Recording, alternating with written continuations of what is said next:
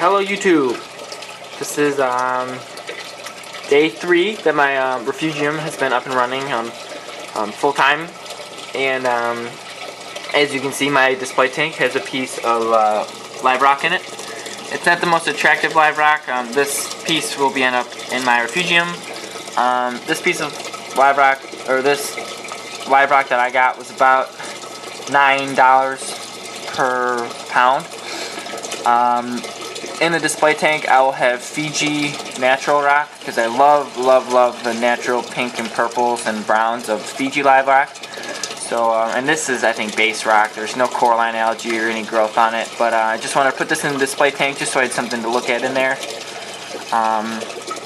My display tank is finally, it's a very bluish tint. I think the white lights might be a little bit brighter than 10,000 Kelvin. Might be, or might just be the actinic just overpowering it. I'm definitely for sure getting another white LED strip, and I'm thinking about getting purple LEDs. If you guys have any experience with purple lighting, make sure you give me some advice, because I don't know if it's necessary or if it's purely aesthetic. But I would like some purple LEDs, so, you know, make some color pop. But some main changes down below. As you can tell, I added, this is about 7 pounds of live rock between this right here and this wall right here. I made a little bit of a trickle chamber, but it has a little bit high of a water level, so it's not really trickling through much. I replaced every single bio ball with live rock rubble, and the bio balls are now in this bucket. So they're obsolete right now, and the bag of carbon I have is now sitting in my overflow box. Next thing I did was turn off my protein skimmer, because I read that it accelerates the cycle process. This would just take out those whatever's going to make the tank dirty, so it's going to take out all that fish food stuff that I put in there to start the cycle, and it might start taking out the decaying live rock. So I turn that off to help promote the cycle a little bit. I clean out the filter stock a little. I was going to get a new filter stock, but they didn't have my size, so I'll go tomorrow and get one in a different place. Yeah, that's basically the only differences I have today from yesterday. So in about a week, I'll be adding my first cycle fish. I know that's not the right way to do this. Like, why would you submit your fish to that kind of brutality? It's unethical. Well, whatever. It worked for my nano tank, and it's gonna work for this tank.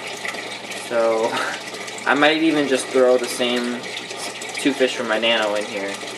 But I know my mom's not gonna like that, so I might not do that. I might just go get like a little crawlness or something and throw it in here. And overall plans for this, to move my whole 10-gallon into this and have 2 separate caverns of live rock. So I'll have a tower on this side and like some low, so the live rock will go from here and to here like a U. I'll have 2 towers, and it'll be kind of like a big U shape, and then there'll be maybe like an arch of live rock in the middle connecting it, so there'll be a hole in the middle for anything. The good thing about this tank is it's not that width, doesn't have that much width, so I can make the front all swimming room and the back all live rock. So and it still keeps it in close proximity to, like, so if fish want to swim around, they have enough swimming room in the front, but they also can have enough like hiding places in the back. So I mean, it's a good width for this. I just have to be careful on what kind of live rock sizes I have in here, because I think this size is like the perfect size. I can build up a whole tower like this in a big U shape with side pieces like this, and then plus the Fiji live rock I have in my other tank will they're really porous and cavernous. So, and most of them are like, some pieces are flat, so like shelves that I'll be using, stuff like that. So, and then the front will be mostly dominated by bottom dwellers like Wesophilia, plate corals, stuff like that. And yeah. So I will have SPS. That's my goal, is to have a top layer of SPS. I have one SPS in my other tank, but I kind of want to go hard SPS. That one's kind of fuzzy, so it's really easy to take care of because you can see it's polyps and you just spray phytoplankton over it. It's really easy. But yeah. So plans for tomorrow is Fiji live rock for this tank, and then at least 10 pounds of that, and then some Chaetomorpha and a heater and some filter stocks. That's basically the only thing I need from tomorrow. And then after that, it's a week of cycling. Make sure I'm gonna cycle it with live rock, and if it goes through the entire cycle, then that's fine. I'll add my fish and stuff. But if it doesn't go through the cycle within a week, then I'll add a fish, and then hopefully that'll kickstart it. So yeah, that's my update. I know I'm putting out a lot of videos, but I'm sure you guys probably want to see exactly what I'm doing. And if you don't, sorry for bugging you with all my uploads, but I've been getting a few questions about my lights, and here, let's turn them off quick. My lights are made by a private guy, so they're basically DIY lights, just not done by myself. And so here's the lights. There's 18 diodes per strip, and this whole center, you can see the circuitry, that's all covered in epoxy. So if the salt water, like right here, gets on there, it won't do any damage to the circuit board. And these are completely connectable, so you can connect through these wires here on the outside. And yeah, and the private guy who makes these is also developing a controller that works with these inputs and outputs, so you can dim them and control them on timers. So I think I mentioned that before, but I've been getting numerous questions. So I have one white strip, which is right here, and then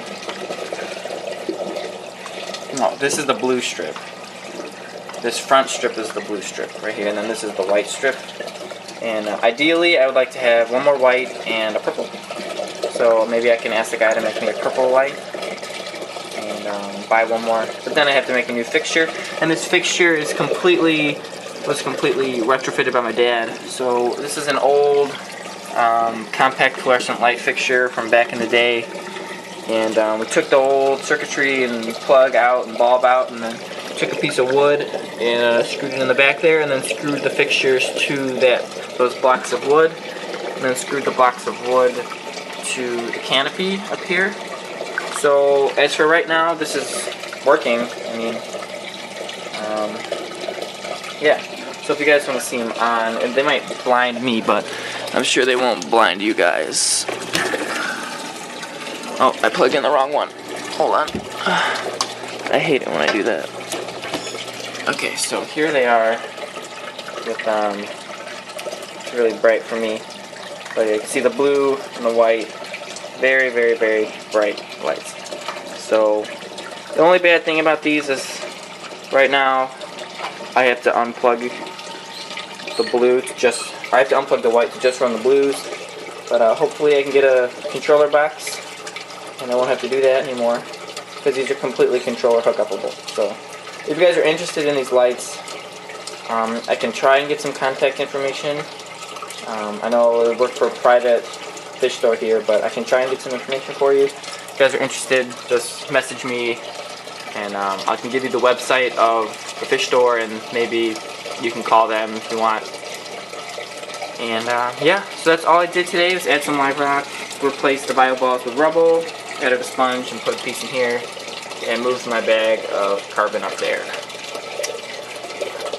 If you guys have any advice, tips, questions, comments, concerns, please feel free to write them in the comment section below. And as always, I'd like to thank each and every one of you for watching my videos, liking and commenting, and giving me support and questions and advice. And I'd like to thank you each individually. That being said, I'm going to go research prices for Fiji live rock.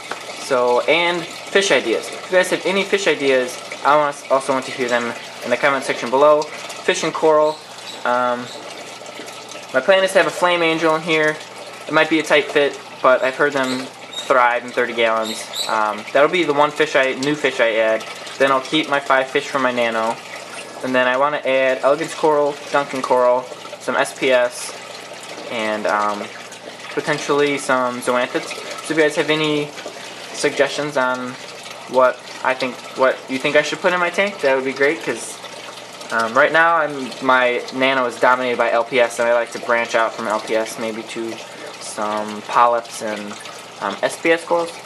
I'm rambling now, but thank you guys for watching my videos, and if you guys have any questions or request videos, make sure you message me or comment, and I will get back to you with a video or a message. So that being said, good luck with your guys' reefs, and if you have any questions, I'm always here.